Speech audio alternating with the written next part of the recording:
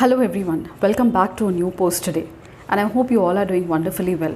So when Prime Minister Narendra Modi speaks of Sabka Saath, Sabka Vikas, he speaks about taking everyone along in the path of development, from the majority to the minority to the most forward developed communities in the country to the most backward as well.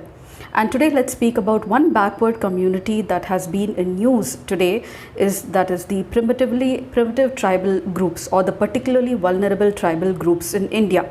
So recently there was a meeting held between the President of India, Droupadi Murmu, and also the particular vulnerable tribal groups, where they visited the New Delhi, and she had an interaction with them, and she updated them about all the programs and the steps that are being taken by the Ministry of Tribal Affairs with regard to the development. And the most important program for this community or this group, called as the particularly vulnerable tribal group, in the budget of 2023 and 24. It was in 1973 during which the Dibar Commission at that time created what is called as the primitive tribal groups, or the PTGs, as a separate category within the scheduled tribes, who are very less developed comparison to the other tribal groups. And in 2006, these particularly primitive tribal groups, or the PTGs, were renamed as particularly vulnerable tribal groups. So tribal communities are often identified with some primitive traits and distinctive culture, along with geographical isolation. They are mostly shy, and they contact with community at large, and the modern practices are very less. They are mostly backward. Along with this, some tribal groups have specific features like dependency on hunting, food gathering, and also having pre-agriculture level of technology, zero or negative growth of population, and very low level of literacy. And these groups within the scheduled tribes are called as the particularly vulnerable tribal groups, that have been renamed from the primitive tribal groups, or the PTGs, that were created by the Dibar Commission in 1973. The particularly vulnerable tribal groups are now most vulnerable among the tribal groups in India, and due to this factor, most of the developed and assertive tribal groups take a major chunk of the tribal development components that are planned every year. And because of this, the PVTGs need more funds for their development because of the specific characteristics.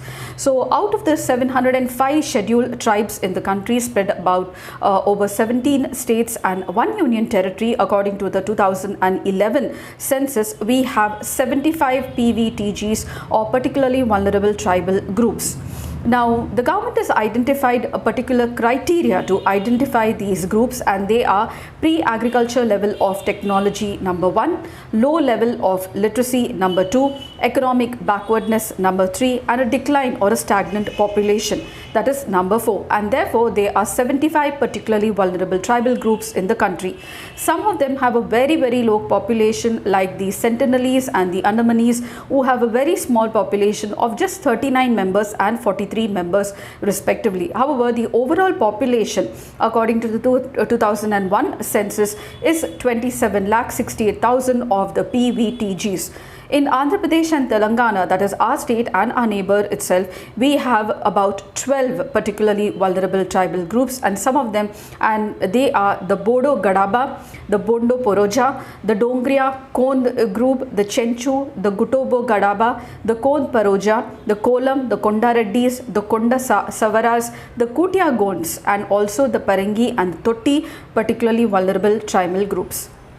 They are scattered in 15% of the geographical area of the country, and tribal population, let me remind you, constitutes 8.6% of the total population according to the recent 2011 census. So they inhabit the plains, forests, hills, inaccessible areas, etc.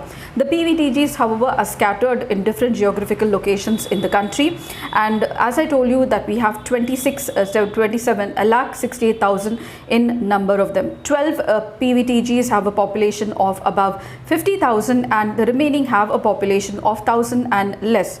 Some of the populations are very low, like the Sentinelese and the Andamanis.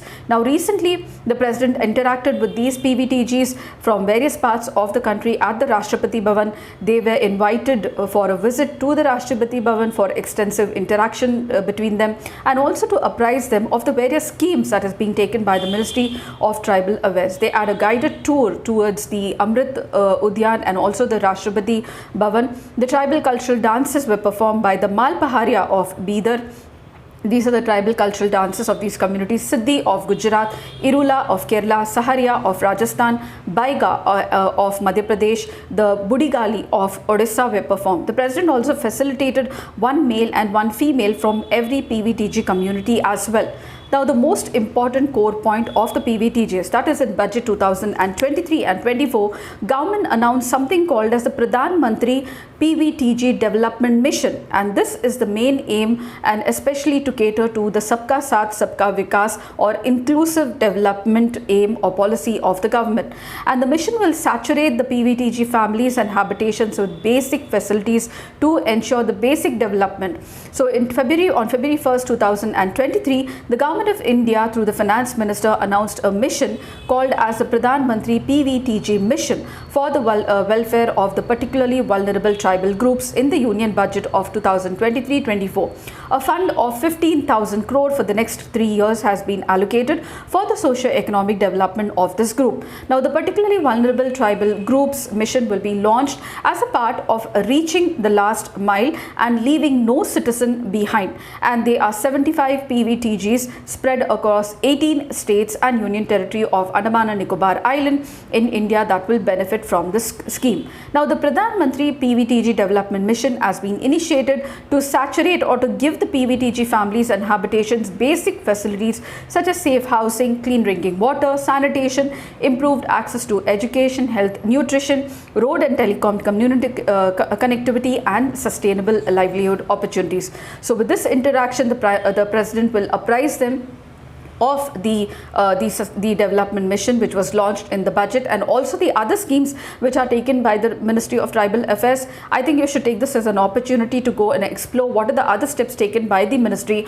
of Tribal Affairs for the development of scheduled tribes and the PVTGs, because they play a very, very important component in achieving the goal of inclusive development or Sabka Saath Sabka Vikas.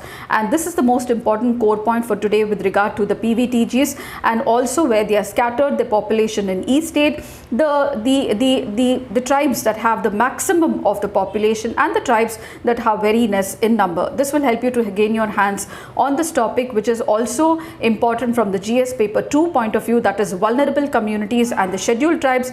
And among the scheduled tribes, the PVTGs are more vulnerable, and therefore they have a particular criteria for identification. I hope this information was really helpful to you all to lay the foundation and know the core point with regard to the Pradhan Mantri PVTG mission, which saturates this family with all the basic amenities for development so that they can reach sustainable development. And if you did, please do like, share, subscribe, and I shall see you in my next post. Until then, very happy learning.